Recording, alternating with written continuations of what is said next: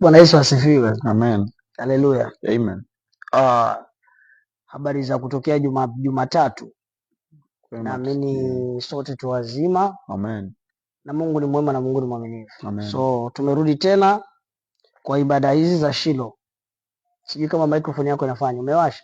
Nimeiwasha sasa. Okay, yangu iangalie na mimi vizuri. Iko sawa. Asante. Sauti iko sawa na mimi sauti iko sawa. So tunawakaribisha tena kwa ibada za Shilo. Amen. Ambapo naamini leo, today is Wednesday. Leo na Saturday we will also speak about Shilo, but another hiyo week inayokuja tutakuwa tumemaliza ibada za Shilo. Amen. So Jumapili na Ijumaa tutakuwa na ibada za Shilo ambazo ni ibada za vengeance. Tukiwa hapa katika ibada za Shilo na pia tuko katika ibada za mafuta. Amen. Amen. So before tuende mbali, nataka tuombe na tumshukuru Mungu kwa ajili ya kikao hiki. Karibu sana. Tuamini. Amen. Asante mtakatifu, asante Mungu mwenye nguvu, Mungu ishiye na milele. Mfalme, tunasema ni asante kwa ajili ya nafasi na masaa Mfalme. Acha tukushukuru kwa ajili ya wakati Mfalme. Kwa wale wanaotutazama, kwa wale pia watakao tutazama Mfalme, masiku ama na wakati unaokuja Mfalme. Wape nguvu kwa kile tutakachokiongea mahali hapa Mfalme. Kisiwe cha kawaida, bali Bwana Yesu kajenge mawazo yao, kajenge maisha yao. Kupitia jina lako takatifu, nimeomba nikikuamini. Amen. Karibuni sana, tunawalika. Amen. Tunawalika. So sijui kama last week Simon tuliongea kuhusu nini? Tuliongea kuhusu Shilo, Shilo inamaanisha nini? Tukasema Shilo inamaanisha ni city ama ni mji. Na tukasema kwamba Mungu alichukua Wanaisraeli akamwambia mrudi wapi? Warudi Shilo. Amen. Kwa sababu walikuwa nang'ang'ana kubarikiwa, na walipokuwa king'ang'ana kubarikiwa Mungu akamwambia rudini wapi? Rudini Shilo. Na tukaangalia tukasema kwamba Shilo it's gift from God. Amen. Ya pili tukasema peaceful one. It's a gift from God but a peaceful one. Yes. Unasikia? So tukasema pia Shilo it's a city. Mahali ambapo Mungu alipaita, na tukaangalia hata katika Yeremia.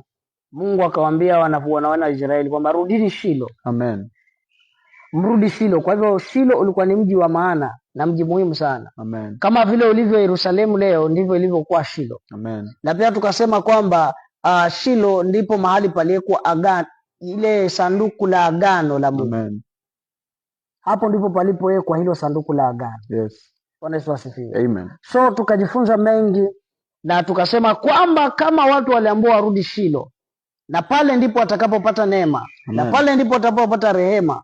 Na pale ndipo Mungu atakapowasamehe dhambi, atakapowakumbuka na kuangalia tena kama wana wa Israeli. Amen. Na kulikumbuka tena taifa la Israeli. Basi sisi nasi Mungu ametuambia turudi wapi? Turudi Shilo. Ndio maana sisi nasi tumekuja wapi?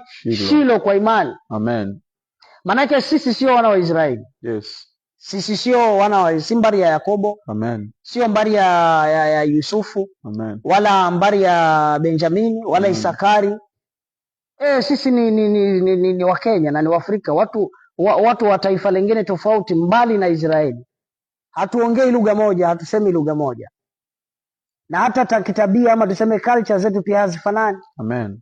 Bwana Yesu asifiwe. Amen. Haleluya. Amen. Kwa hivyo sisi nasi kwa imani katika season hizi wiki mbili ambazo tumekuwa katika ibada za Shilo, tunarudi wapi?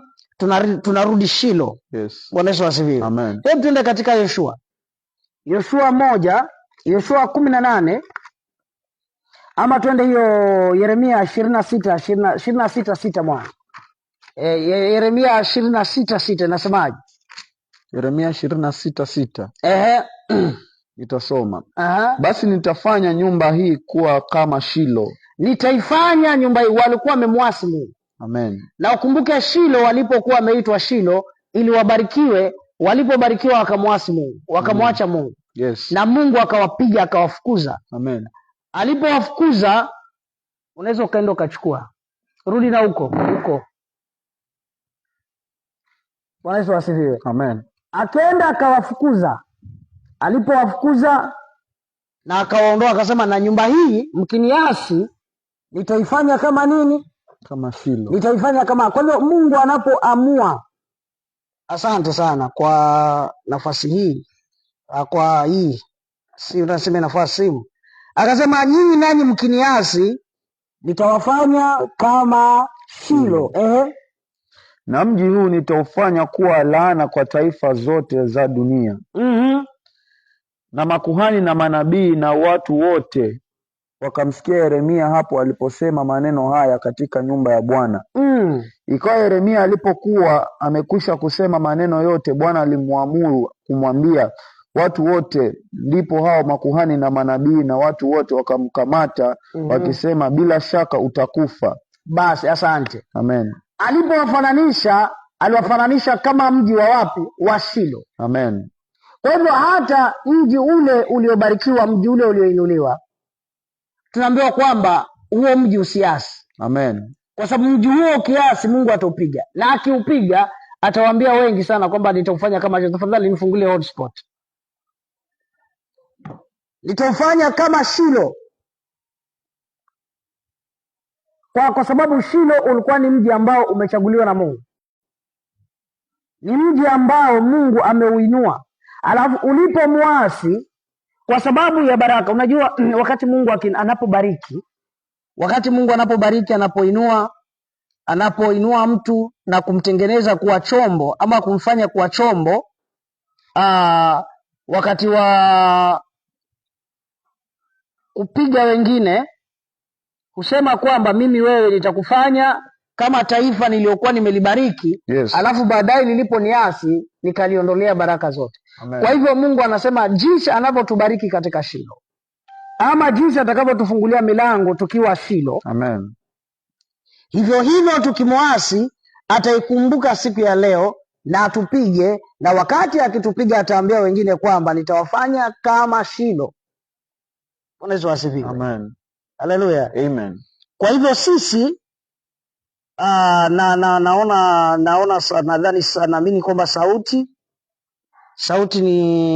niko njiani. Fredi huyu, sauti iko vizuri, na naamini sauti iko vizuri. Mtumishi Michael following live from Netherlands. Mtumishi Michael huyu ni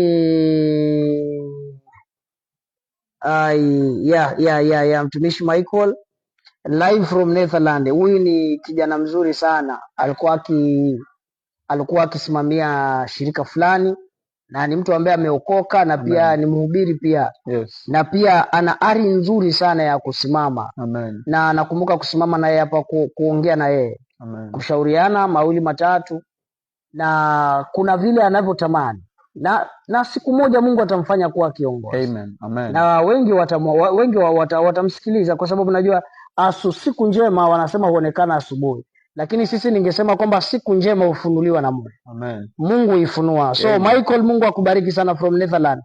Mungu wa mbinguni akubariki sana Michael, tena sana akubariki. Alafu hapa naona mwingine Fred anasema niko njiani. Asante Fred. Asante Fred. Fred anasema yuko njiani. Bwana Yesu asifiwe. Amen. So akasema kwamba na mji huu nitaufanya kama nini? Nitaufanya kama Shilo ulivyofanya. Amen. Kwa sababu alipobarikiwa Shilo alijisahau. So tunawaombea katika ibada hii ya Shilo, tunapobarikiwa tusijisahau, tunapoinuliwa tusijisahau, tunaposimamishwa tusijisahau, Mungu anaposema mema ndani yetu na kuyatimiza tusijisahau, asije akaikumbuka siku ya Shilo kama alivyotubariki, ndivyo akatuporomosha. Amen. Kwa hivyo ibada ya leo ni kwamba wakati Mungu anapotubariki tusijisahau. Yes. Wakati Mungu anapotutuma mahali ama wakati hatuna vipawa, leo hivi tumekuwa na kipawa, tusisahau kwamba yeye ndio mpeanaji. Amen. Tusisahau kwamba yeye ndio anayebariki. Yes. Ndio maana walipoinuliwa, waliposimamishwa Shilo, wakamsahau Mungu na Mungu akaipiga Shilo. Sasa hawa wengine nao Mungu aliyewabariki akawasimamisha, walipoanza kujitenga na Mungu, Mungu akawaambia kwamba basi mkijitenga nitawafanya kama nini? Kama Shilo.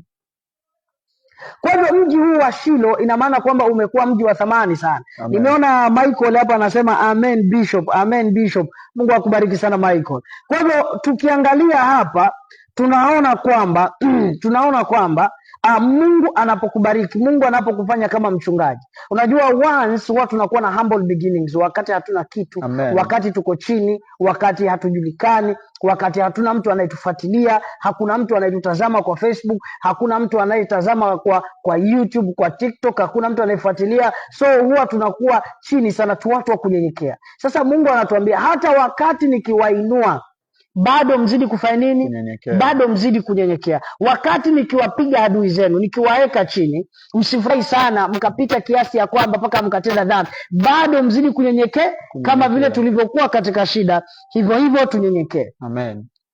Sasa tunaambiwa kwamba Shilo anatukumbusha kwamba nitawainua Shilo, nitawabariki Shilo, na hata kama nitawainua, lakini mkienda mkiacha na mkinisahau, bado nitarudi, nitaufanya mji huu kuwa ganjo, nitaupiga mji huu na nitawaambia wengine, nitaufanya kama Shilo. Amen. Kwa hivyo wakati tunapobarikiwa, wakati tunapoinuliwa, Yes. tumkumbuke Mungu Baba. Amen. Wakati tunapokuwa wagonjwa, tunapopona, Amen. tumkumbuke nani? Tumkumbuke Mungu. Mimi nimeombea watu wengi sana. Kuna watu wamekuja hapo wakiwa wagonjwa, nimeombea. Yes. Kuna wengine walikuwa na matatizo makubwa, walikuwa na shida ngumu, nimeombea hapa, wengi sana. Nani anayekumbuka nyumba hii? Bwana Yesu asifiwe. Amen. Haleluya. Amen. Nani anayekumbuka? Kuna wengine walikuwa hapa nikiwalea, walikuwa kija nikiwalea hapa nawalea. Wengine sasa hivi wamegura, wameenda kwa makanisa mengine, ilikuwa nikiwalea. Ile elimu ambayo wameipata hapa wameenda nayo kule. Wengine ni watumishi, wengine sijui ni kina nani. By the way, hawakumbuki kwamba hiyo kitu walipata. Hawakumbuki kwamba kuna mtu aliwalea. Hawakumbuki kama kuna mtu alisimama akawafidi wakati wakiwa na kiu, aliwapa maji. Wakati wakiwa na njaa, aliwapa chakula. Naongea chakula cha rohoni. Amen. Wakati mtu alikuwa hajui hata kuona ni nini, hata kutabiri ni nini, I taught them. Na wanajua jinsi ya kusimama. Mpaka sasa wengine, kuna mwingine akaja akaniambia, dadi, niko kanisa fulani huko natumika mimi bila mimi huko. Sasa hawajui kwamba hiyo neema imepatikana wapi. Amen. Hawajui hiyo karama imepatikana wapi. Imepatikana hapa. Unajua kuna watu, mtu utasikia mtu anakuita baba. Kuna mtu anakuita baba. Nasikia dadi, yes dadi, yes dadi, babangu wa kiroho yule. Mimi ni babako wa kiroho, sawa, kama ni babako wa kiroho. Unajua kuna ushirika na kuna uzazi. Ushirika ni mtu yeyote anaweza kuja kwangu tukaongea mimi naye tukashirikiana. Na ABCD nikamtengeneza asimame. Na kuna ingine, kuna mentorship. Mentorship haina haja miwe ni babako. Kwa sababu umeona huduma ambayo kwenu babako hana. Sasa umekuja kwangu, sio kwamba unaondoka kwa babako wa kiroho. Unakuja kwangu upate kile ambacho babako hana, ili ukipate kwangu uende ufanye bidii, na sio kwamba ukamdharau mzee. Hapana. Alafu kuna fathering, inaitwa fatherhood, ambapo sasa mimi ninakuwa baba kwako na kulea. Unakaa kwangu, unapata kilicho changu. Amen. Unanisikia? Amen. Na kuannounce kwa matai, na kuannounce mbele za watu. Amen. Kama sahi wale ambao wanakutazama wanakujua sahi. Wakija kikuona, kwa sababu si kitambo utaanza kuwa na platform yako ukihubiri kwa Facebook. Amen. Sahi uko kwa kanisa lako Shariani. Amen. Mimi hapa ninakutengenezea platform ya Shariani. Amen. Kwa hivyo wale wote wanaoshiriki, wale wote walio Shariani na vipindi, wajue kwamba Shariani tuna kanisa ya Amen. Safina. Amen. Na aliye Shariani ni Pastor nani? Pastor Simon. Pastor Simon, kijana mzuri sana. Amen. So mimi nakutengenezea, nao mimi ni babako. Amen. Lakini kwa mwingine ambaye nina mentor, haiwezi pata hiyo chance. Kwa sababu this is mentorship. Mwalimu sio babako. Kweli. Mwalimu analipwa na babako akupe elimu alionayo akupee. Amen. Lakini mwenye kukupa elimu hasa ni nani? Ni babako. Anakwambia mimi nilikufundisha. Hakuja shule akashika kalamu akaandika, no. Hakuja shule akashika kalamu akakuandikia akakufundisha, no. But alilipia kalamu ili kufundishe wewe. Amen. Kwa hivyo mwenye kukupa elimu sio mwalimu, Mzazi. ni mzazi. That's why ukifanikiwa katika maisha unakumbuka mzazi. Kwa sababu ukumbuki mwalimu, kwa sababu alikupa elimu. Amen. Sasa kuna mentors na kuna fathers. That's why hata ukiwa kule kazini lazima uwe na mtu ambaye anakutengeneza hapo juu, unamsikiliza yeye. Ukikosa mtu wa kusikiliza hapo juu, hakuna mahali unaenda. Amen. hakuna mahali naenda. Wengine wanasema ni push, nipige push bwana. Kuna mtu anakusukuma usonge juu. Ukikosa huyo mtu kusimama inakuwa ni ngumu. Na kuna wengine unawalea alafu wanasikia mahali kwamba pastor anatubania. Sasa sijui kama kubania kutuzuia. Na kuzuia huku kwa kupi freedom yani. Ni kama vile ulivyoambiwa sasa. Wewe umekomaa wewe. Fungua kanisa uende. Si unakumbuka? Nakumbuka. Alikwambiaje? Wewe umekuwa mkubwa sasa, unatakana utoke pale kanisani ukafungue lako. Imagine mimi ndo namlea, lakini mtu mwingine, mchungaji mwingine kando anamsimamisha. Anamwambia afungue kanisa lake. Huyo si baba sasa. Huyo ni mharibifu. Ukweli kabisa. Na wewe nawe una watoto kule, uwalee. Wajue kwamba baba ni nani, mkufunzi ni nani, na mshirika ni nani. Amen. Bwana Yesu asifiwe. So tukikuja kwa habari za baba, ni muhimu sana. Na habari za kuongozi ni muhimu sana. Baba ni mkweli siku zote. Mwalimu siku zote huwa si mkweli. Amen. Kwa sababu anakufunza upate yeye mwenyewe hana. Kwa hivyo kitu kinachokufanya akufunze ni kwamba analipwa. Anakwambia na kufundisha ufanye vizuri ili uwe mzuri katika maisha, ni muongo.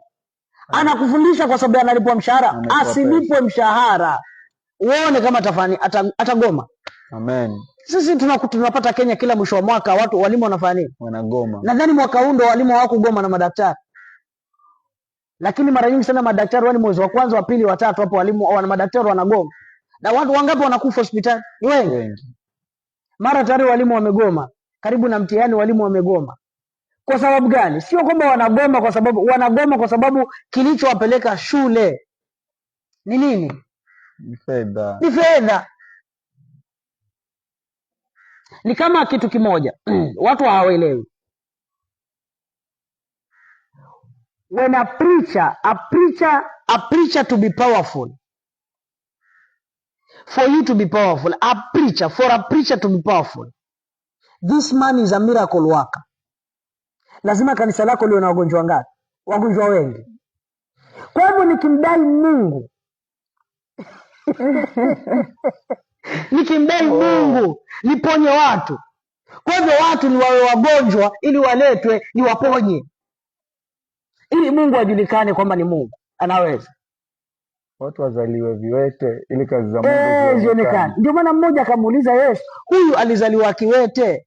Yesu akamwambia ni dhambi zake, ni babake ama ni mamake? Akasema alifanyika hivi ili kazi za Mungu zionekane. Kwa hivyo huyu kuzaliwa kwake sio dhambi ya mtu. Amen. Sijui unaelewa.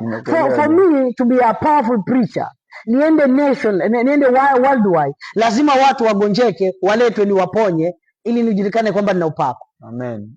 But nisipoponya mtu sijulikani kwamba nina upako. Watu wanasema Pastor Victor hana upako. No, ni makosa. Ni makosa. Hivi tuulize swali. Amen. Tukijenga hospitali nzuri, hospitali kubwa na madawa mengi, wagonjwa ni wangapi? Wawe wengi. Vitanda vikiwa vingi hospitali, wagonjwa ni wawe nini? Wawe wengi. Wawe wengi. Okay. Saa hii tuseme Mungu aseme hakuna mtu atakayekuwa mgonjwa. Madaktari watakula nini? Wanashinda na pesa ya kukula. Wanashinda na pesa ya kukula. Kwa hivyo hospitali ni biashara ama si biashara? Ni biashara. Ukisomea udaktari, ukifanya udaktari, wewe ni surgeon wa kichwa ama wa chochote kile, daktari mkubwa kabisa, unalipwa pesa nyingi, si hivyo? Amen. Kwa hivyo ujuzi wako ni kutafuta pesa ama kuponesha watu? Kutafuta pesa. Ni kutafuta pesa. Na kutafuta pesa utatafuta kupitia nini? Kuponesha watu. Kwa hivyo kuwa daktari mkubwa zaidi na uliaminika, lazima utibu magonjwa makubwa zaidi, na lazima watu waugue magonjwa makubwa zaidi, waje kwako uwakomboe zaidi, uonekane daktari mzuri. Amen. Kuna mtu anaweza kanipinga hii, but ni ukweli. Okay, kwa Victor awe tajiri kikambala, lazima Kambala iwe nini? Iwe fukara. Iwe maskini. Kwa sababu tajiri aliye kwa matajiri sio tajiri. Amen. Bali tajiri akae kwa maskini ni tajiri. Tajiri. Sijui kama unanielewa. Nakuelewa dada. Kwa hivyo kwa nchi ya Kenya iwe na matajiri, maskini lazima wawe wengi. Amen. Kwa matajiri wapeleke magari mazuri mpaka waonekane kwamba wanapeleka magari ya kifahari, ni nchi ya Kenya iwe nini? Iwe maskini. Iwe maskini. Kwa hivyo kila mmoja Kenya akiwa tajiri, hakuna tajiri, sote tuko level. Sijui kama unanielewa. Nakuelewa dadi. Kwa mimi niwe mtumishi wa Mungu mpaka nihubirie wengine, mpaka wanisikilize na niwaombee toba na wamkubali Kristo, mpaka dhambi iwepo.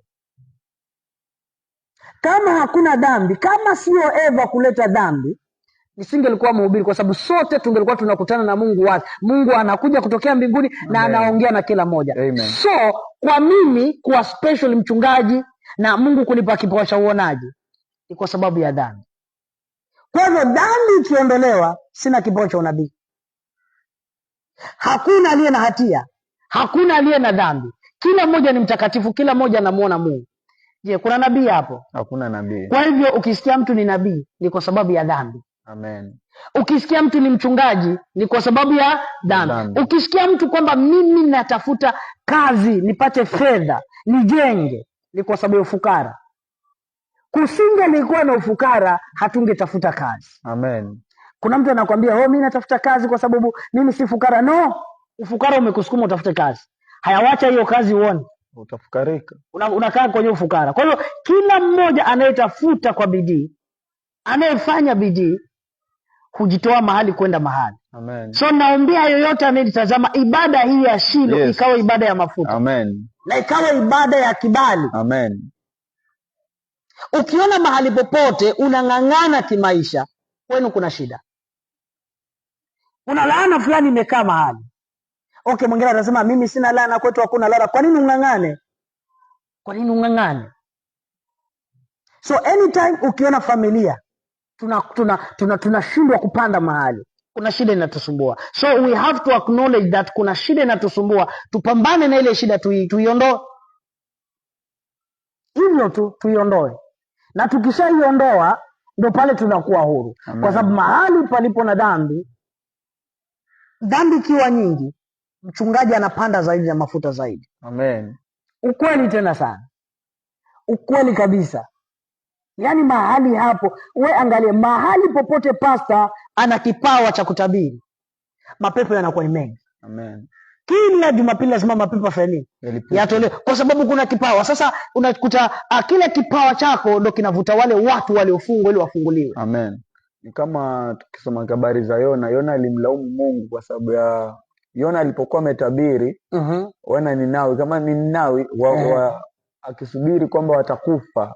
Aliambiwa Ninawi akaenda Tarshish, ambao Ninawi ilikuwa ni Iran. Amen. Alikuwa ameambiwa aende Iran. Yes. Ninawi ilikuwa ni Iran ya leo. Yes. Aliambiwa nenda Ninawi, enda Iran ukahubiri Injili. Amen. Na akafikiria Waarabu, hawa jamaa bwana sio Mwarabu uende Iran. Ilikuwa ni Iraq. Amen. Alikuwa ameambiwa ende Iraq. Ninawi ni Iraq leo. Amen. Zamani ilikuwa inaitwa Ninawi, lakini leo inaitwa Iraq. Amen. Kwa hivyo Yona ametolewa Israeli, anaambiwa enda Iraq ukahubiri. Wewe mfikiria Iraq, kina Osama bin Laden alikataa. Akaambiwa nenda Ninawi, akatoka Israeli anakembea Tarshish, ambao ni wapi? Ni Spain. Amen. Sasa baada ya enda Iraq anakimbia anaenda Spain. Sasa katikati ya maji sasa akienda Spain, Mungu akaleta nyangumi, akammeza Yona, akampeleka Iraki kwa nguvu. Amen. Alipoenda Iraki alikuwa ameambiwa hubiri kwa siku ngapi? 3. Siku 3. Alienda akahubiri kwa siku ngapi? Siku 1. Alafu akaenda akasimama mlimani. Yes, alipokuwa ametabiri, sasa nasubiri ile prophecy aliyotabiri itendeke. Ule mji watu wakavaa magunia, wakasonga mbele za Mungu, wakamlilia Mungu. Amen. Mungu akasikia kilio chao. Yona akajiona kwamba ni kama ni nabii ambaye ametabiri urongo. Amen. Lakini kumbe watu walikuwa wamesonga mbele za Mungu, akamlilia Mungu, uovu kafutiliwa mbali. Amen. So anytime I prophesy there is death. Amen. Kuna mauti mbele yako. Ukifunga na kuomba na kumtafuta Mungu, mauti haiji. Amen. Kwa hivyo ule unabii it's false prophecy. Ni kama ni unabii wa uongo. So Yona alienda akatabiri kwamba baada nikimaliza kutabiri tu Mungu ataupiga mji huu na kuuondoa. Na baada ya kusema kwamba mji huu utaondolewa, jamaa wakafunga na kuomba. Wakapinga unabii wa nani? Wa Yona. Alafu sasa ule unabii Yona alikuwa amesema utakuwa haukufanyika. Hizi mniambie we, Mungu amekwambia nenda Kenya. Ambia taifa la Kenya baada ya siku 10 nitawapiga na mvua. Mvua itakuja, itavunja manyumba, itavunja mimea, na kutakuwa jangwa, alafu Kenya nzima ifunge na kuomba Mungu tunatubu, alafu baada hizo siku 10 mvua isikuje. Unafikiri wangapi atakwambia false prophet? Ni wengi. Wengine watasema alituambia mvua inakuja, tukafunga na mvua haikuja. Sasa Yona unabii wake ulipingikana hapo, kwa sababu uovu ulitoka katika huo mji. Hakukuwa na uovu tena. Sasa akajikuta kama si mtumishi wa Mungu. Na ukisoma kama vile ulivyokuwa unaongea dadi, ukisoma kweli ni unaweza sema alikuwa si mtumishi wa Mungu. Kwa sababu gani? Uovu ulikuwa umeondoka. Sasa hapo uovu ulikuwa umeondoka, hakuna mwovu. Mungu amesamehe maovu. Kwa hivyo dunia ikiwa bila uovu hakuna manabii. Amen. Dunia ikiwa bila dhambi hakuna wachungaji. Amen. Dunia ikiwa bila matatizo, unasikia, hakuna limitation. Amen. So mahali popote shida zikiondoka ninywe, sijui kama umenielewa. Amen. Yani Mungu ni shwari, Mungu anapatikana. Amen. Lakini wakati wowote ukisema kuna majaribu, kuna Mungu ametuma mtu. Amen. Ukisikia kwamba unakwama mahali, kuna malaika ametumwa aje kusaidia. Amen. So wakati wote ukijisikia kwamba wiki nzima umejisikia wiki imekuwa bila majaribu, hakuna mtu karibu hapo kwa kupiga vita, ni Mungu ameondoa kila kitu. Unanisikia? Amen. Ni aidha kwamba uko na Mungu ama uko na shetani. Na dadi uliongea kitu ukasema ya kwamba karibu Fred, unaweza kuja na kiti karibu tafadhali. Unapotembea unapokuwa katika kama uko spirit active sana, huwa ni lazima upitie majaribu. Yes, kwa sababu anointing it draws temptations. Amen. Always anointing draws temptations. When you are anointed, the first thing is tempting. You'll be tempted. Just like David. When he saw Bathsheba, what did he do? He took the wife of a general. Amen. Unasikia? Amen. He had a lot of wives, a lot of them. I think it was 299. So Bathsheba, she completed the number 300, I think so. So 299 wives. You just leave 299. You take someone's wife. And it is the only thing that the man that has. Now when he realized that this is the only thing that this man owns, he has nothing else. So he decided to kill Uriah. So wakati anointing, once you are anointed, your anointing, your oil draws temptations. Amen. So you have to be careful. When you are anointed, temptation come next. So when Jesus went for the fasting for 40 days, yes, what happened? Satan came. Yes. So when you go for fasting, Satan is there. When you are fasting for 3 days, I'm here, Lord, I'm here. And the devil is always there, listening. After 3 days, nothing will happen. Just broken the fast one. Break the fast. Just break the fast. What will you get? Didn't you see Pastor so-and-so? He went for 7 days. After 7 days, what happened? Nothing. So he doesn't have a car. He doesn't own anything. He doesn't have a big church. Why do you fast? Why do you fast? Then you feel, by the way, it is true. Let me break the fast. You break the fast. Now, the devil wins. But Jesus endured everything. Imagine you are fasting. And then someone is there to irritate you. Bwana, I will give you everything. Why do you fast? I will give you millions. I will give you this and this. You don't need to fast. So, oil draws temptations. Amen. When you are anointed, you will be tempted. You will be tempted. But then oil draws women. Women will always love you. Even if your smile is not good, they will love you. So say, I love your smile. I don't say women, all of them, but some, because I was listening to Prophet Chuba Ranger, and he said this. I quote.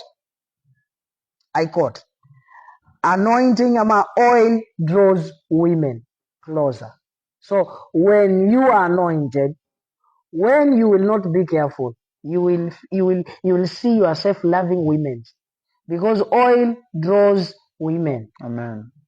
Sijui kama unanisikia hivyo. Amen. So when you are anointed, Delilah is on the way. Delilah is on the way. When you are anointed, Bathsheba is there. She's there. She will leave her bathroom. She'll come to you. Please, can I? And you are there, David, watching. When you see her, it's finished. You are done. You are done. That's why when we read the Bible, the first person seeing Jesus after risen, who was? It was Mary. When angel Gabriel came to Mary, you will have a child. Mary accepted. He said, yes, I believe it. Let me receive it. When Zachariah, the same angel went to Zachariah, you will have a son. Yes. I will not. I don't believe this because I'm old and my wife is old. How can this happen? Because of that, you will be dumb. You will not be able to speak until this thing happens. So women, they know what oil is. They know what anointing is. That's why, just let me tell you something. When a woman is anointed, it's hard for a woman to fall under men's temptation. It's very hard. But for a man, when you are anointed, 10 of them. Hey, Pastor, I love your preaching. Pastor, yeah, Pastor, I want to see you. Pastor, I want, and then everything goes. And then they are the same people coming to you, say, what kind of pastor is he? He's not a pastor. He loves women. And then you are done. You are completely done. So anointing draws temptations. Amen. When you get money, you feel like I'm not satisfied by this one. I have to add another woman. It is true. Even if people will not say that you are speaking man of God, but that's the truth. Amen. That's the truth. When you feel that you have money, you feel adding another woman. Now she's noisy. Anytime when I tell her to do this, she can't do it the way I want. So for me to be happy, I have to be outside. Any party without women is not a party. No one will be there. That's true. Yes. Yeah, bring men. I have a birthday, then bring men. All are men. No, we need women there. This is open. So you are watching. You say, now the party is. Now she's moving. You just look. So oil draws temptation. Amen. You just if you want people to if you want a big crowd, take 1,000 women. Just bring them like chapel there. Just bring them there. Wambieni tu kaeni hapa till evening. You'll see men. Men will be there. Yani hawataitwa, they will be there. Yes. Because there are women there. There are women there. So when women are there, utaona jamaa wanakuja wenyewe yani. Without calling them. Mkutano hujaitwa. Yes, hakuna mkutano. Chukua wanawake tu 1,000 waweke uwanjani. Wanaume hata bila kualikwa, without invitation. You'll see them there. Wamejazana hapo.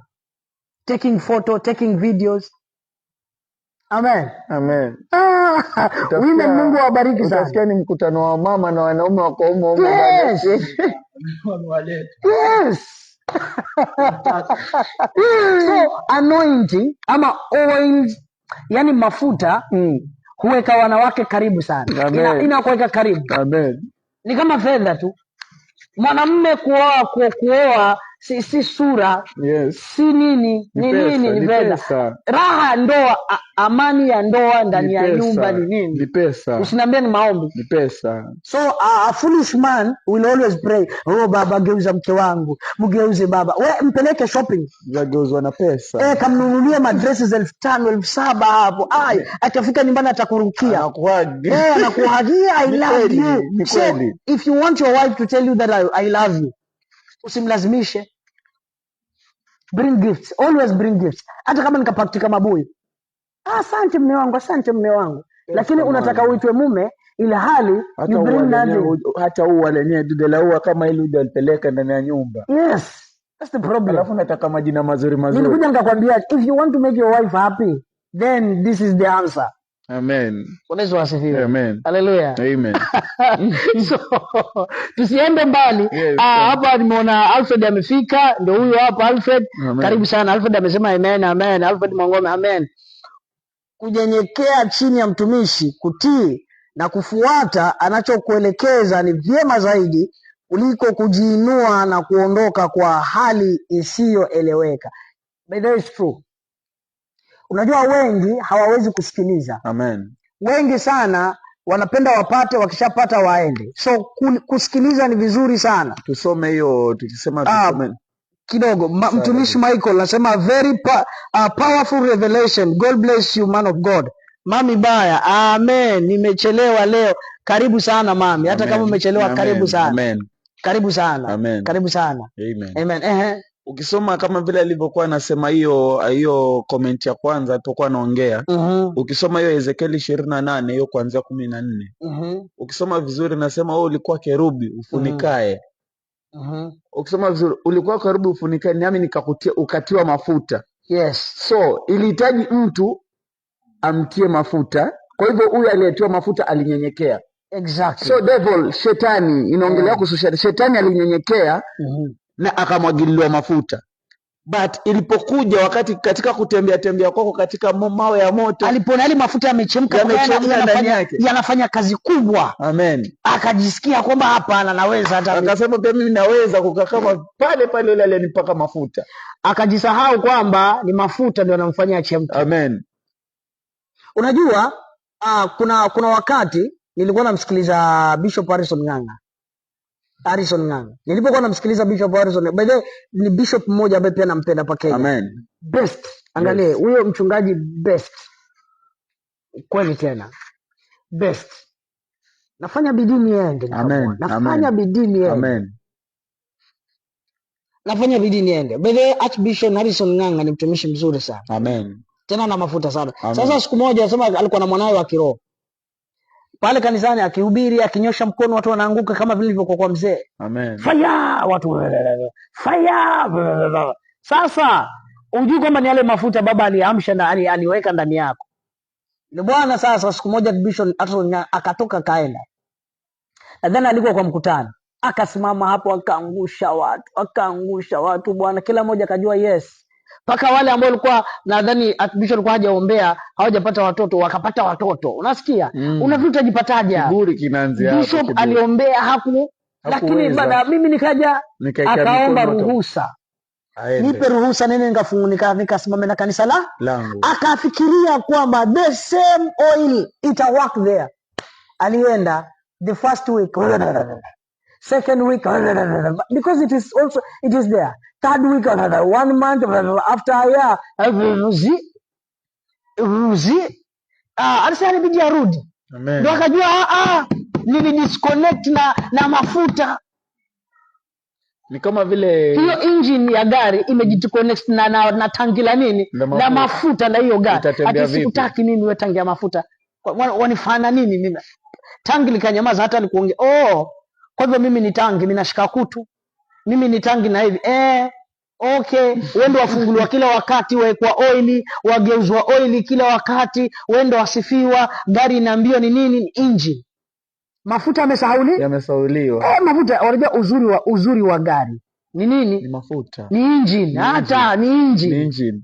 Lakini kutembea kwa engine ni nini? Ni mafuta. Sasa watu hawaelewi. Ile dude kuukuu lile ambalo leo kuliko pale nyumbani lile. Amen. Ambalo halivai vizuri kama wewe, halina viatu vizuri kama wewe, halijitengenezi kama vizuri, basi lile ndo tangi. Amen. Ukijidisconnect na hilo tangi, hamna kitu. Amen. Unajua kuna kitu kimoja nieleze watu. If you got the prophetic from me, if you go to another man, of God, it will never work.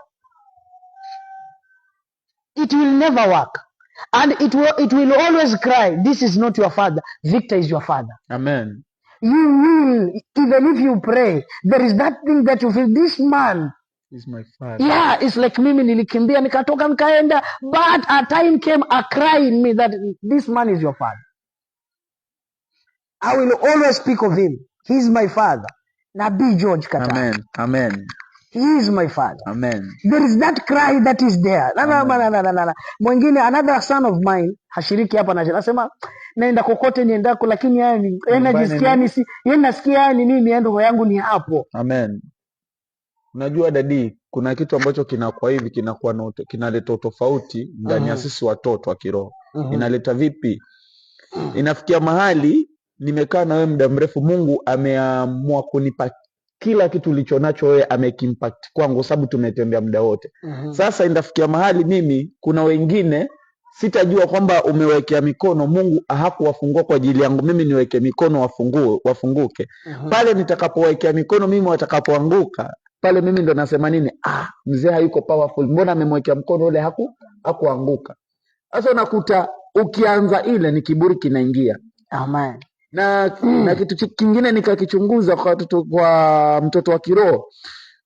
Unajua fatherhood ni kitu kingine kikubwa tena sana, lakini mtu hawezi jua kwamba ni cha maana. Kwa sababu gani? Ukimsoma Elia alipokuwa akitembea na Elisha, hao watu hawakuachana. Kila aingiapo Elisha wanakula meza moja. Mpaka manabii wenyewe wanamwambia Elisha, bwana wako Mungu atamchukua, lakini Bwana yasema najua, lakini nitaenda naye kokote aendako. So baba ni mtu mwingine muhimu sana. Kwa sababu gani? Unaweza kaa katika kanisa wewe kama mtoto ukapitia majaribu ama ukapitia vita, Mungu asikufunulie wewe, lakini akamwambia babako wa kiroho. Ujiulizi ni kwa sababu gani? Lakini watu wengi hiyo hawajiulizi. Siku zote mimi kama kuna kujaribu, Mungu hanifunulii mimi, anakufunulia wewe. Kwa sababu gani? Wewe ni mzazi na tuko sote. Akinifunulia mimi italeta kiburi kwangu. Na kama vile ulivyoniambia, Mungu kama kuna nabii wawili huongea na mmoja. Na kuna kitu kimoja ambacho wacha niwafunze kitu kimoja. Amen. Kuna hiyo topic ambayo unaongea ni topic nzuri sana. Amen. Na ni kitu kizuri kwamba Amen. Mimi naweza kuwa niko hapa nikawa mfano kwamba wewe ukiimba watu wanaruka wanacheza hata kuliko vile mimi nacheza. Sasa useme mimi yule hata kama ni babangu, lakini angalie kanisa, mimi nikisimama hivi kanisa lenyewe laitika kwangu. Unasikia? Amen. Alafu unasema sasa pale unapata kimkomba, hata Mungu kama sifa zitaharibika Mungu atanionyesha. Lakini sasa unakuta mimi siwezi kuifanya ile kazi ya sifa, lakini kama kuna kitu kinaharibika mimi naja kwambia baba, leo nimekuona umeimba lakini sifa hazikuwa na nguvu. Hazikuwa. Kwa nini Mungu asikwambie wewe ambao unafanya vyema? Amekuja niambia mimi tangi ambalo linakutu. Amen. Maana kuna siku linaambia nini? Nimekuona umeimba lakini katika ibada hakukuwa na uwepo wa Mungu. Nakumbuka uliniambia hiyo. Sikumbuki mimi. Ilikuwa siku yake tulikuwa tunakuja kwa ibada ya kesha. Okay. Unaniambia nimekuona umeimba lakini ni kama yani Mungu hakuitika kwa sifa. Mungu hakuongea na muimbaji. Hakuongea na muimbaji. Ameongea na baba. Aje amwambie muimbaji. Na hakwenda kwa muimbaji moja kwa moja. Hakwenda kwa muimbaji moja kwa moja. Tangi la mafuta. Inaonekana lina kutu lakini hilo ndo kila kitu. Tangi la mafuta. Inaonekana lina kutu lakini ndo kila kitu.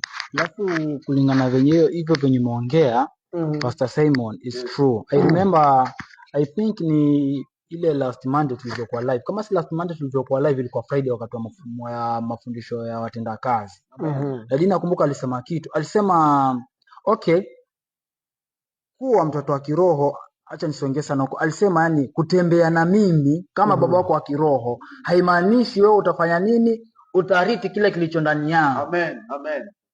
Manake honi haitumii mafuta. Yeah. Lakini engine inatumia nini? Inatumia mafuta. Mataa. So naweza kuwa ukasema kuwa wewe uko karibu na mimi lakini huwezi pata ule upako kama mafuta yaliyo ndani yangu. Kwa sababu gani? Wewe umetembea na mimi kwa sababu unataka onekane uko karibu na mimi. Amen. Lakini haujakuwa connected na mimi. Ona. Alafu tukirudi hapa kwenye Pastor Simon amesema kuwa wewe waweza kuwa una huduma kanisani, Mungu amekuweka ufanye, especially tukasema kama vimesema katika uimbaji. Ona, tukasema hapo mafuta kama yako ndani yako, lakini kabla upake mafuta ulifanya nini? Ulinyenyekea. Na baada ya kunyenyekea Mungu akakupatia ile neema ya kuwa ukifanya kitu mtu anafanya nini? Kinakuwa na impact. Yani ukisema ama ukiimba ama ukihubiri, ule ujumbe wako unakuwa na impact. Yani mtu anapata kuponya. Then inatokea kuwa mtu anakuja kwambia ndugu, yani leo umenibariki Sunday ya kwanza, Sunday ya pili, Sunday ya tatu, unapata kuna kitu kinainuka ndani yako chenye kinakufanya inakuja pale kwa dadia, anasema nimeona katika maono kuwa umefanya hivi lakini Mungu hakuona. Ona. Amen. Sijui kama mnanielewa. Tunakuelewa. Then Kitu kingine nacho chenye kinafanya paka watu wengi ambao Mungu ametuita kama sisi wenye tunatumika chini ya mafuta.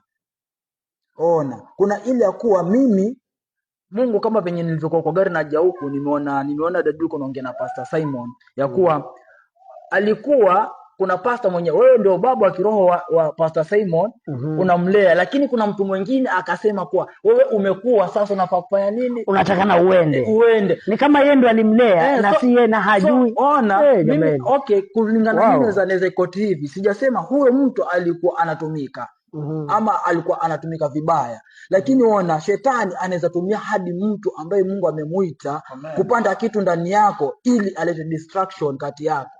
Maana ilikuwa ni mbegu nyingine, sasa si babake wa kiroho hiyo. Ni mbegu ya nje ilikuwa inapandwa ndani yake. Sasa hiyo mbegu Pastor Simon ungeibeba azinani, ingekuwa na uzito ndani yako, ungeanza kumea kiburi, ikaanza kuzaa matunda ambayo ingekufanya wewe ukaanza kujiweka distance na dadii. Lakini Mungu, kwa sababu Mungu ni Mungu ambaye alikuwa amekuita wewe na adhirisha kuwa kikambala kwa Mungu anatenda na Mungu yuko, ndio maana bado uko hadi leo. Amen.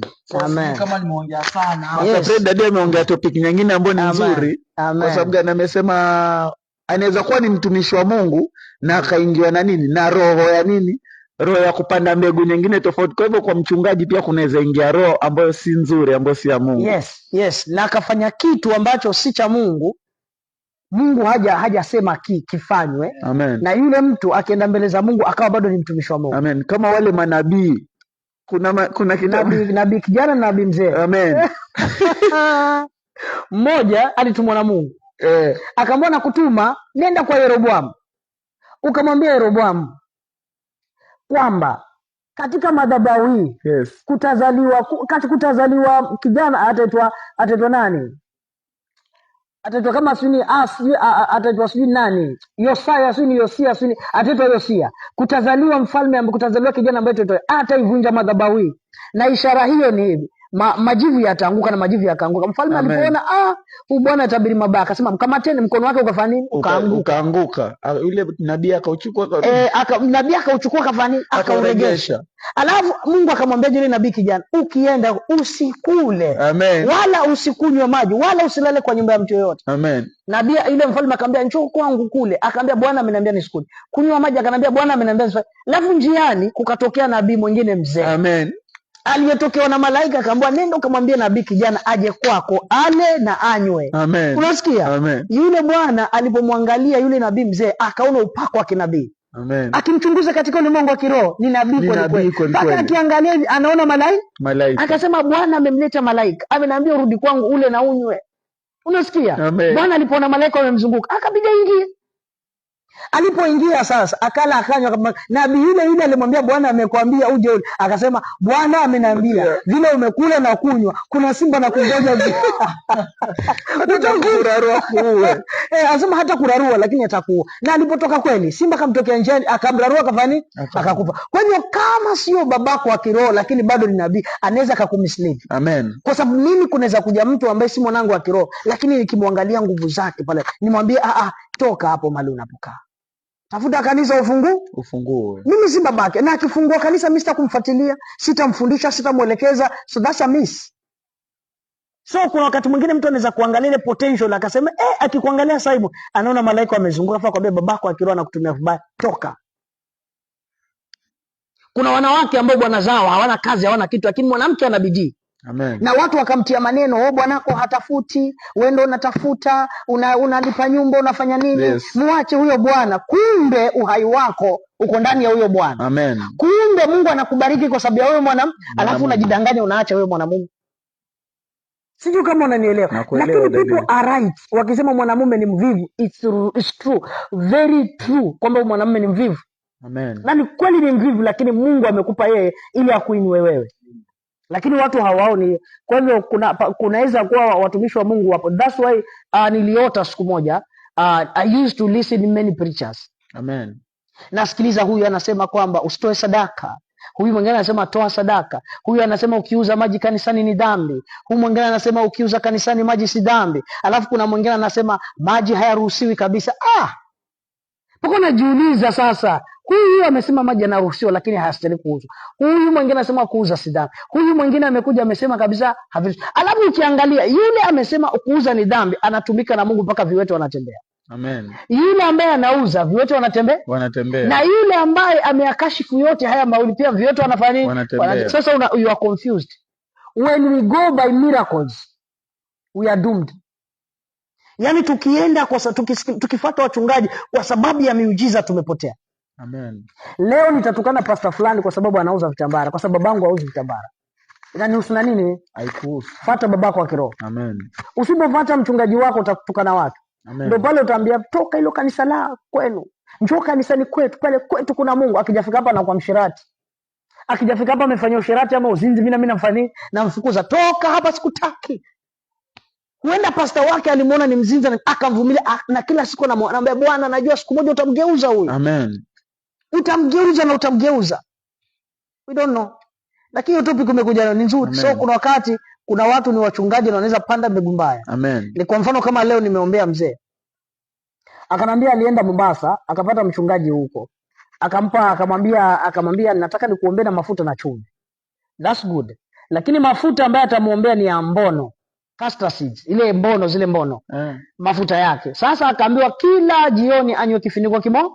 Yeye mwenyewe ana shida ya vidonda vya tumbo, tena anywe kifuniko kimoja cha mafuta. Ai Mungu wangu. Haya nikashikatari tama akasema baba haya, vikawaje? Asema niliendesha.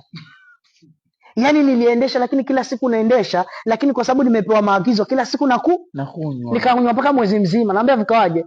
Ilibidi hali iwe ngumu mpaka mpeleke hospitali. Kaambia Mungu wangu.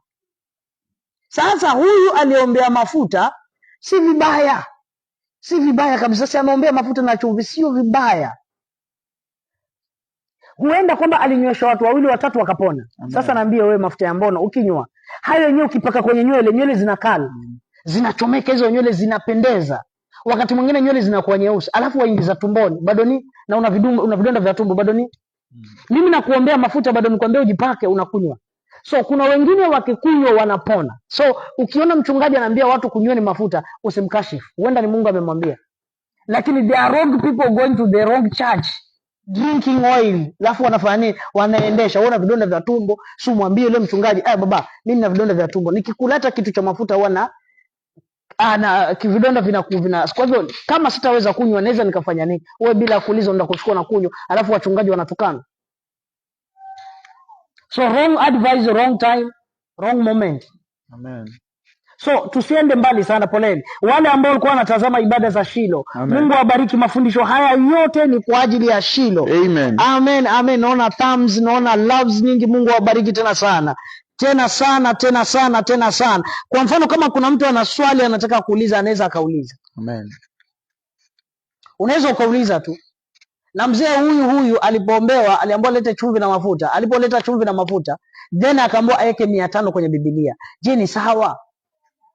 Mimi nataka nikuombee Fred, alafu nakwambia nipe 500 ndo nikuombee. Sijasema ni makosa. Okay, mimi sisemi ni makosa. Maono yako nasema maoni yangu ni kama it means I buy that miracle. Time. Yeah. Not miracle. Time. That time that we have between me and you. Oh, I charge time. Yeah. When I sit with you 3 minutes or 5 minutes, you have to give me 500. Yeah. Instead of what my heart inaniambia mimi nifanye hivi, unaniagiza. So it means that I try. It's like ni kama vile umeenda kwa daktari. Umeka nini appointment na daktari wa Makadara, lakini anaishi mtu hapa. So namwambia instead mimi nije Makadara nataka nikuone. So unaweka appointment na yeye. So ukienda pale consultation finish shilingi ngapi? It's 1000, 2000, 3. Kwa mfano hapa Kilifi hapa kuna hospitali pale. Ukifika hapo tu kabla kitabu kabla nini, it's 1000. Bila hujapimwa. But he's a best doctor. He's a good doctor. Ukienda hapo ukiwa na shida, So Fred anasema kwamba is that time. Ile time, kwa mfano umekuja. Mimi sina kazi, sina nini na kusikiliza. But upande mwingine ni kwamba it's very wrong. To me, I take it as nisema acha niache. But to me nitasema it's wrong. Why? when God anoints you for such a kind of work ama such kind of a service, he will give you people.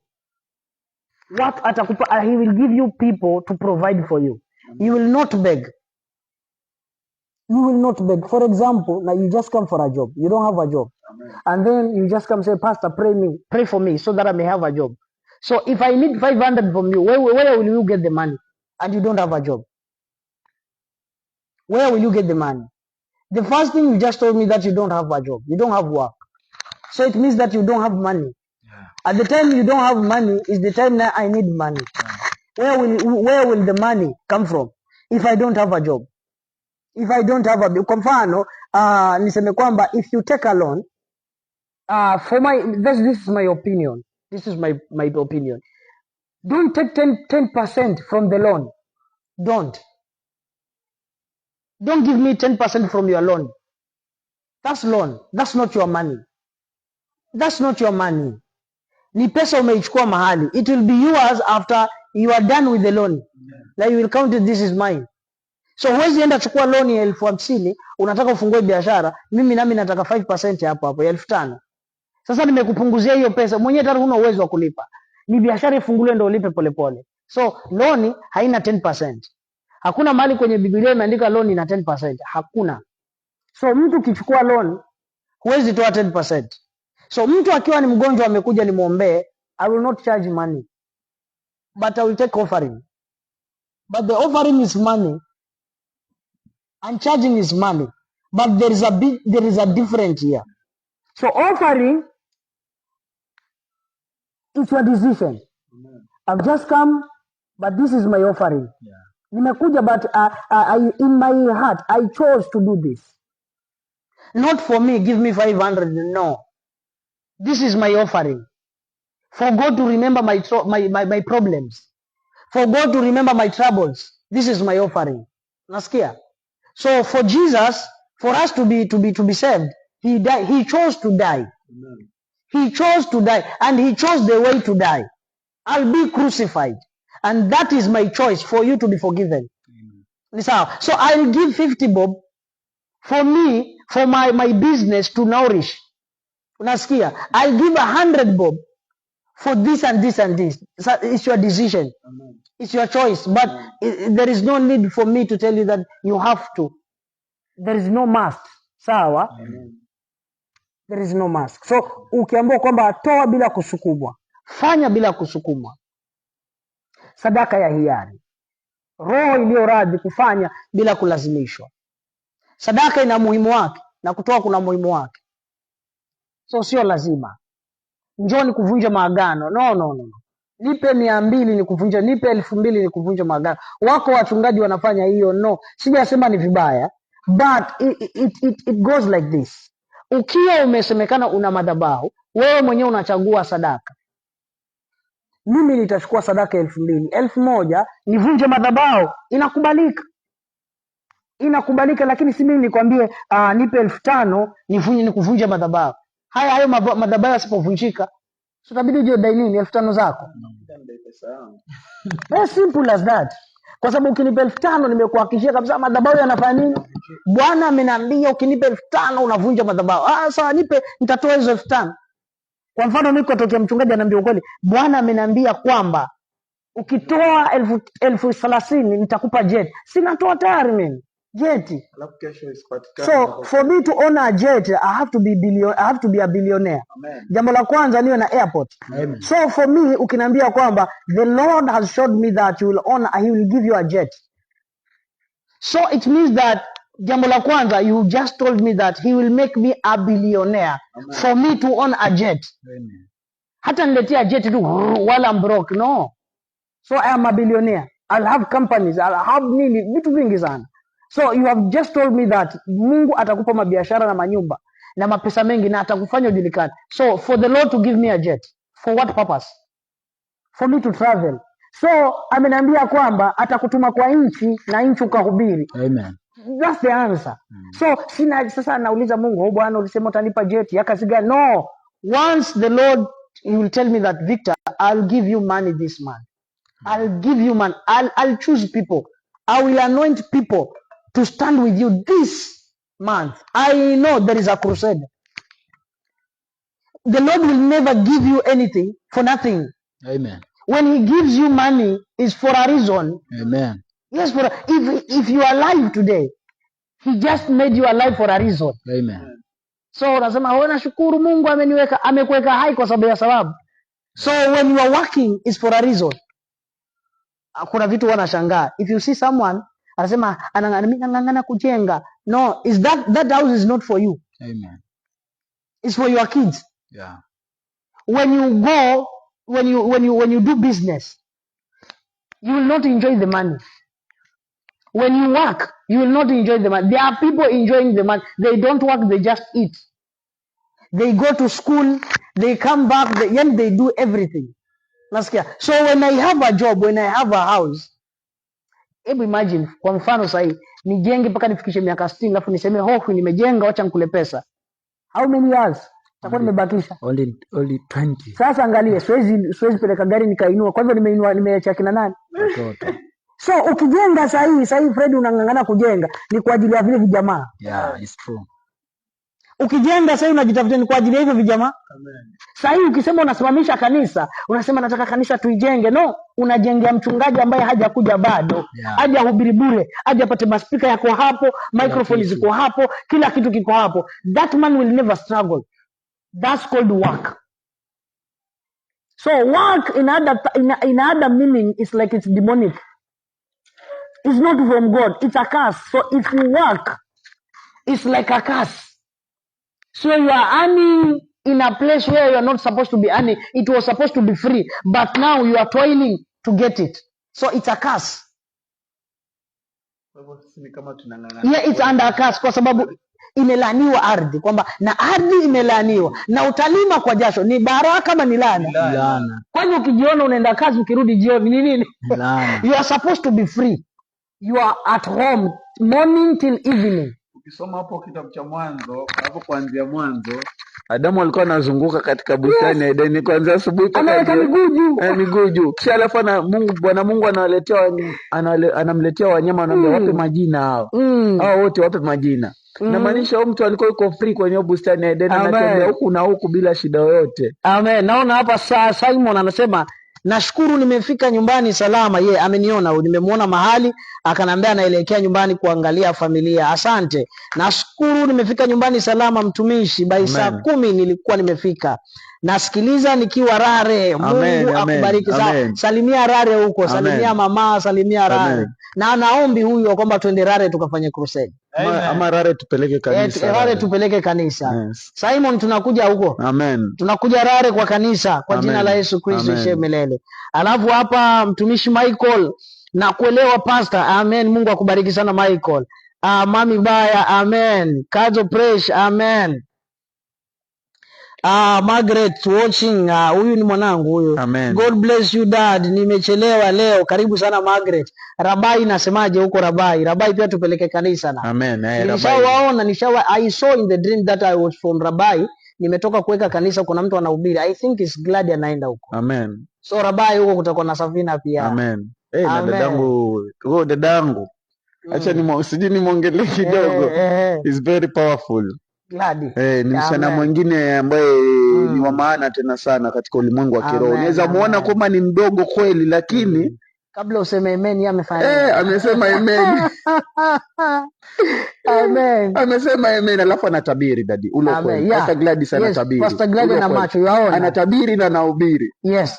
Hata mimi kuomba, akianza kuomba unasikia uombe. Akiomba, hata mimi mwenyewe najua hapa kuna mashini naomba. Ule kweli anaomba. Imagine kanafunga 3 days dry, kanafunga na kanakuja kwa ibada. Amen. Hakaja kula, hakaja fanya hakaanguki wala hakashuki na kisuri. Mpaka unajiuliza hii inakuaje? Mwingine akajaribu, akataka kuanguka. Unajua different grace. Ni neema ya different grace. Amen. Siku moja Fred hapa alikuja amefunga hiyo Sunday. Amekuja hapa hiyo nyaga tu dadini ndaka kunywa chai. Alikuja arudi. Sema nasikia kisudi siwezi. Ilikuwa dadi kama vile nilivyokuona unasema ya kwamba kuna neema ya mtu tofauti kufunga kweli. Yes. The grace is there. Unaweza kuwa umepewa neema kufunga, kwa mfano kwa mfano tumuongelee Meg. Amen. Megi wakati tulikuwa tukifunga na kuomba hapa kanisani, alikuwa akisimama hivi kwenye madhabahu, anaomba, mwisho anafanya nini? Analala kabisa, anaenda. Lakini kijafika wakati wa worship akiimba, utasema ni malaika wameshuka na vinanda kutoka mbinguni. Amen. Kakianza tu kuimba kila mmoja mpaka Daddy Onesmus mpaka anya mpaka anasema Megi ametoka Daddy, sasa sijui aimbe. Yani Daddy Onesmus alikuwa Megi akiimba, utamsikia Daddy ameweka wapi? Ameweka mkono kwa kifua, yani anajua hapa ndipo. Akiimba mwingine ameharibu. Unamwona amekaa hata anajikunda kabisa, lakini akiimba Megi best. By the way, Megi anaimba. Yes, aka kamsina kanaimba, lakini tu lakini mama, angalie, yani Mungu amekupa kipawa cha uimbaji, yani hivyo tu amekupa kipawa cha uimbaji. But nitamuongelea Megi Daddy, kuna kitu hubiri hahubiri, lakini kuimba na imba. Mimi na yeye tukikuwa pamoja tuimbe, mbingu zinakuja yeye tena haraka sana. Mimi nitastruggle, lakini yeye unakumbuka, ni wewe Bwana, ndio nilimfundisha mimi jinsi ya kuimba hizo nyimbo, lakini aliimba kama yeye amenifundisha mimi. Amen, that's true. Sasa Megi najua kuna kitu ni yeye hajafahamu tu, ajua kwamba ataenda east west not, lakini home is the best. Ule kweli sijasema mimi. Kwa sababu gani? Sijasema. Wewe ninajua kama nyumbani ndo kila kitu. Ule kweli. Megi unamsikia Simon, mimi sijasema kila kitu. Kwa sababu gani? Palipo na mafuta, palipo na mafuta. Tuseme ama nini? Mtoto akizaliwa Daddy, ukatwa kitovu uweko wapi? Uweko si uweko nyumbani, ama tuseme kinabaki kwa familia. Kitovu kinamaanisha familia, si familia? Yes. Yeye kitovu chake kiko hapa, si kwingine. Yaani ajue ni hapa. Sasa Mungu ambariki sana. So unaona tumefikia wakati wa kwamba tunaweza tukafunga ibada. Amen. Kabla tujafunga, yes. Fred ana kitu anataka kuongea. Mimi bado I'm still, although maybe inaonekana iko nje ya mada, but I still emphasizing about something about the true sons and daughters, the spiritual true sons and daughter. Ona, nikisema hivyo namaanisha nini? Daddy, kuna kitu umesema kuhusu mtoto wa kiroho. Mtoto wa kiroho, kama mchungaji umempaka mafuta ama kama mwimbaji umempaka mafuta, atumike chini yako. Then kuna some errors akija akifanya, ile mafuta yanakuwa bado yako, hayajaondolewa. Lakini kuna vitu vinafanya nini? Vinapungua. Nikisema hivyo nakumbuka kuna time wakati mimi ndo na join kwa hii ministry. Nakumbuka Daddy ulinifuata. Ulinifuata ukaniambia, Alfred, mimi nakujua waimba, nakujua piga vyombo, lakini usiwahi imba kwa mazishi, wala usiwahi fanya nini, wala harusini, wala usiwahi piga chombo kwa mazishi wala harusini. Nakumbuka kuna wakati kulikuwa na emergency mahali, nikampigia simu Daddy. Bado nakumbuka nikamwambia Daddy aliniambia nisifanye nini, nisiimbe wala nisipige. Lakini sasa yule mtu alinipigia simu ni mtu namheshimu, na aliniita nikasema ndio kabla sijauliza. Hujafikiria? Sikufikiria, nikasema tayari. Baadaye ikabidi kampigia Daddy, nikamuuliza Daddy, kuna ABCD. Daddy ananiambia ni sawa, nenda ukafanye. Sasa sijui kama alikuwa amenipima ama sijui kwa sababu baada ya kufanya hicho kitu hiyo like 3 to month hivi sikuwa stable, nilikuwa bado zile vitu zinyeleni nikafanya nasikia bado zina ringi kwa kichwa yani zile ile pata ile huduma yenye Mungu amenipa nifanye katika kanisa, nikijafika yani zile nyimbo zenye nafanya si hizo, nakumbuka tu zile zenye ziko kule yani. Sasa mpaka siku nikaja kamuuliza Daddy, ni nini kafanya hivi, lakini nasikia yani kuna vitu venye ndo akaniambia unakumbuka. Sasa ni utii. Yes. Kwa sababu acha ngombe kitu kimoja. Kuna wakati babako atakwambia usifike kwa jirani. Alafu siku kumekuwa na emergency, jirani amekuongelesha. Alafu sasa babako akisema kwambia jirani atakuchukulia vibaya. Atakwambia nenda kishingo upande. Shingo upande. So pole kwa hilo. But unajua angalia, once mtumishi yoyote wa Mungu atakayetumwa kwako ni Mungu amesema. Na ujilinde. Na nisikia, ujilinde na ujitunze. Asanteni. Na time yetu imeenda sana. Na hata kuna watu wana left. So kitu ningesema kwamba tukiwa katika ibada hizi za Shilo, nataka tunyoshe mikono mahali ulipo, tuombe pamoja, alafu tufunge ibada hii. Then tutakutana hapa Saturday. Karibu kamera, karibu sana tafadhali. So tutakuwa hapa Saturday saa 11 tena na nusu. Watu kwa hapa, tuko studio, tumejitayarisha. tunasubiri tu kuanza, na naamini kwamba Saturday tutagusia kidogo Shilo kama vile tumegusia leo, kwa sababu jana juzi tuliongelea vizuri sana. So tutakuwa hapa, usikose mafundisho haya. Na karibuni sana, tunawaombea na baraka za Mungu ziwe juu yenu. So nataka tuamini mahali ulipo kwamba tunapomaliza mwezi wa 10 na ni mwezi wa Shilo na mwezi wa mafuta, mafuta yakawe ndani yako na baraka za Mungu zikawe ndani yako.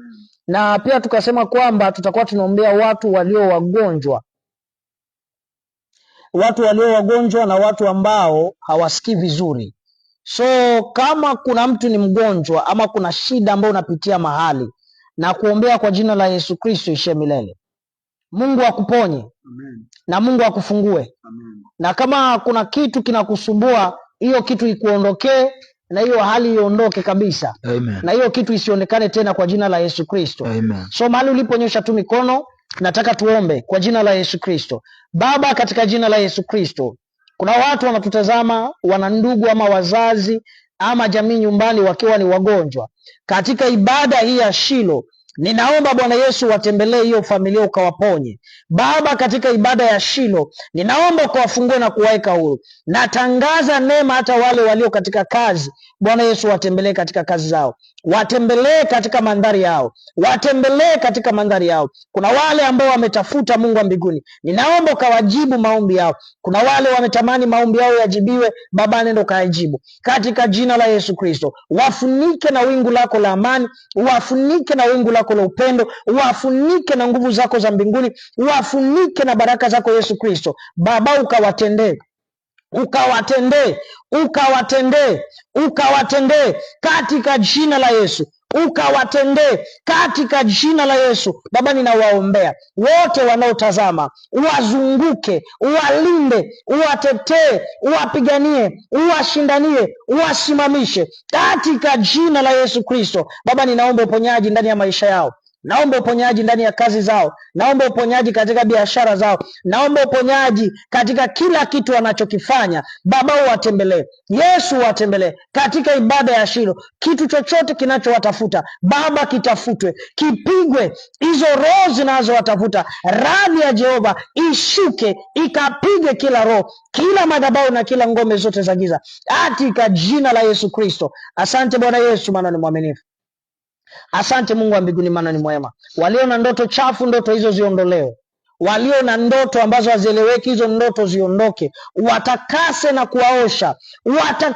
kuwaosha katika jina la Yesu Kristo. Tunawafunika na damu yako Yesu Kristo, tunawafunika na upendo wako Yesu Kristo. Watembelee, zidi kuwatetea, zidi kuwapigania, zidi kuwashindania, na ni kwa jina la Yesu Kristo ishe milele tunaomba na kuamini. Amen. Kidogo tulia tu kwa kamera. Tunataka tuwaalike tena this Friday ambayo inakuja itakuwa ni ibada ya Shilo, na Sunday tutakuwa na ibada ya meza ya Bwana. Kwa hivyo hiyo Sunday tunawaalika pia kwa ibada hizi, tutakuwa live pale wakati huo jitayarishe na either ni biscuit ama ni mkate, ni chai, ni maji. Tunapofanya hiyo hapa, hata wewe pia na wewe ukunywe meza ya Bwana na mwili wa Yesu Kristo. So ubarikiwe na ufunguliwe. Tusikose hiyo Sunday. Sote tubarikiwe na Mungu wa mbinguni atubariki sote. Amen. So shalom. Mungu awabariki sana na baraka za Mungu ziwe juu yenu. Barikiwe sana na tukutane Saturday saa 11:30. Amen. Be blessed.